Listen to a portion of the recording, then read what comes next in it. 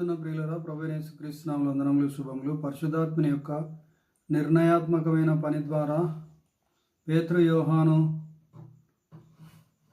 మరియు కొదమ అపోస్తలులు వారు పొందుతున్న హింసను గురించి వారికి భయము లేక ఉండిరి. వారు కొట్టబడి చెరసాలలో వేయబడిరి. కానీ వారు ఏమి చేసిరి? వారు సువార్త ప్రకటించుట ఆపక కొనసాగించిరి. ఆయన శిలువలో మరణించాడని ప్రకటించిరి. అయితే వారు దేవుని ప్రేమను, గొప్ప శక్తిని వారు అనుభవించిరి. భయపడే పిరికివారైన చేపలు పట్టే జాలర్లను పిలిచి వారిని దేవుని రాజ్యాన్ని కట్టేవారినిగా ప్రభువు మార్చారు. ఈ సందేశము నవీన క్రైస్తవ్యానికి, నేటి సంఘానికి ఏ సంకేతాన్ని పంపిస్తుంది?